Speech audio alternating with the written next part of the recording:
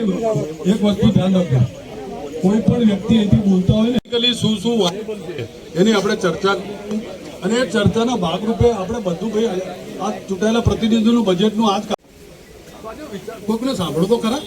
પણ આપણે શું કોઈ આપણે ત્યાં આવે એટલે આપણે અપમાન કરવું, એની સામે આંગળી ચીંધવી કે એને આરોપીને પાંજરામાં ઊભા રાખીને આપણે અરે બહુ તમારા વિષય માઇક પકડીને બોલો ખબર પડે. આખો તમારો વિષય છે, વિષયને આખો ડાયવર્ટ થતું હોય છે અને તમારો આખો જે પ્રશ્ન હોય છે એ પ્રશ્નને એની ગંભીર રીડેવલપમેન્ટ લીધેલું છે. અત્યારે કદાચ તમે જોશો તો સુખીપુરાનું પણ રીડેવલપમેન્ટનું કામ ચાલુ છે.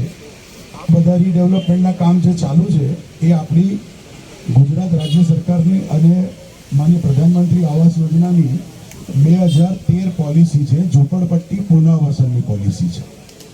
જ્યારે તમારી જે યોજના છે એ ઝૂંપડપટ્ટીની યોજના નથી, તમારી યોજના છે જાહેર આવાસોના પુનઃવસન પુનઃ વિકાસ પોલિસી 2016.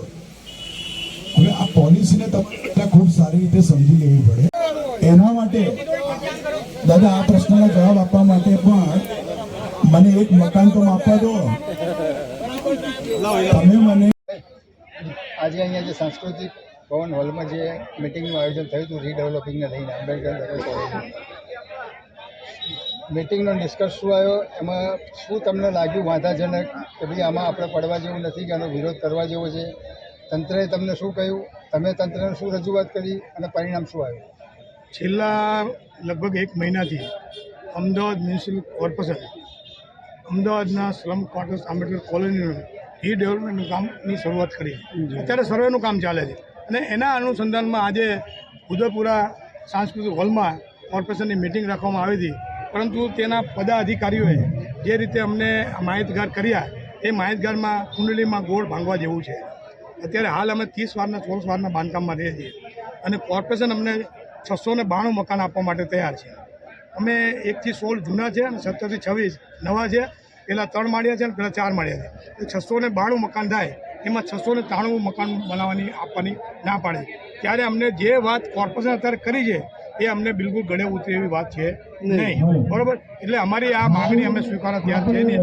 અમે અમારી માગણી 3 BHK રોડ રસ્તા અને અમે જે લેખિતમાં લખીને આપ્યું છે એ માગણી સ્વીકારવામાં આવે તો આંબેડકર કોલોનીના 10,000 માણસો 67-33નો રેશિયો ધરાવતા લોકોની વાતમાં સહમત થવાની વાત કરનારા લોકો અમે 100% લોકો સહમત થવા માટે તૈયાર છીએ. પણ અમારી માગણી સ્વીકારી લેવામાં આવે તો કુલ કેટલી વસ્તી હશે? આપની માંગણી અમારી વસ્તી અત્યારે ઇલેક્શનના નિયમ પ્રમાણે જોવા જાય તો અમારા 7 બૂથ છે એટલે 7,000ની ખરી અને આમ લીગલી અમારે 12,000 આપની માંગણી શું મુખ્ય? અમારી માંગણી, અમે આ કોલોનીમાં વસવાટ કરવા આવ્યા પહેલાં અમારા બાપ દાદા અમારા બુઝુર્ગો પહેલાં મહેનતપુરા વિસ્તારમાં રહેતા હતા. એ મહેનતપુરા વિસ્તારની અંદર અમારી પાસે પુષ્કળ જગ્યાવાળા મકાન હતા અને એ મકાન જેમ અત્યારે ક્રિમિનલ પોતે પોલીસ ચોકીમાં પાર્ટી લઈને બેસે છે એ પહેલાં અમે વર્ષો પહેલાં પાર્ટી લઈ અને અમારું મકાનની નંબર નાખીને અમે બેઠા હતા.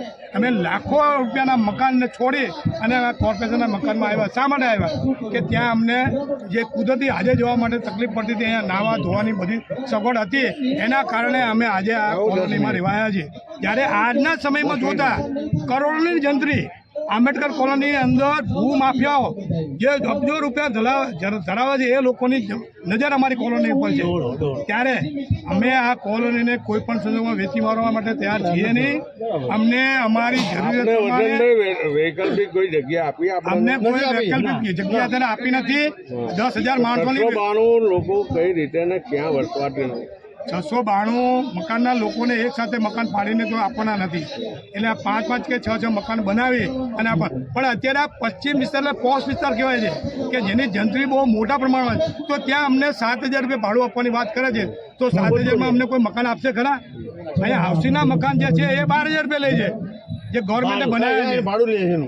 એ જે બનાવી આપ્યા છે મારવાડી વાત એમાં 12,000 રૂપિયા લેવામાં બધી રજૂઆત કરી. ધારાસભ્ય રજૂઆત અમારી કરવાની થતી હતી ત્યાં સુધીમાં તો અમારો આ આખો જે પ્લાન બનાવેલો નિષ્ક્રિય થઈ ગયો.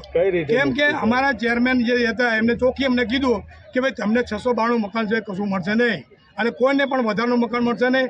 બાંધકામ તમે ગમે એવું કર્યું હશે તો પણ નહીં મળે, તમારી દુકાનો છે તો પણ નહીં મળે.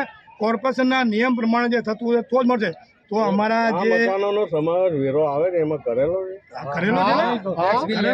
વેરો ભરી તમને જે વૈકલ્પિક મકાન આપવાના છે એની કેમ ક્રાઇટેરિયા નક્કી કર્યો છે મને ના એ ક્રાઇટેરિયા આમાં નથી આવતો. હા, એ એ ક્રાઇટેરિયા એના ટેક્સ ની અંદર પૈસા ઉઘરાવવા માટે આવે છે, તિજોરી ની અંદર પૈસા જમા કરવા માટે આવે છે, આમાં નહીં. હા બોલો.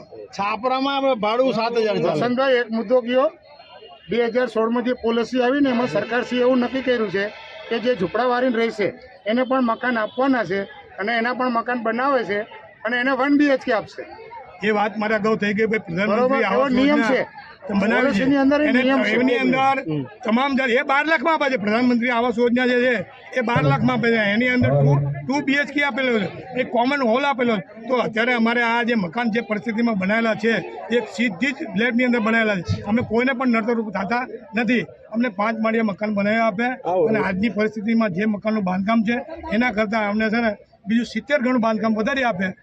3 BHK મકાન આપે. બાકીના અમારા જે બાળકો છે એને સરકારી નિયમ પ્રમાણે જે પૈસા લેવામાં આવે છે, અમને 20 રૂપિયા 25 રૂપિયા ભાડું લેતા જ આજથી 1965-66 પછી. તો અમારું ભાડું અત્યારે તમે 500,000 રૂપિયા લેજો ને, 2,000 રૂપિયા આપીશું અમે.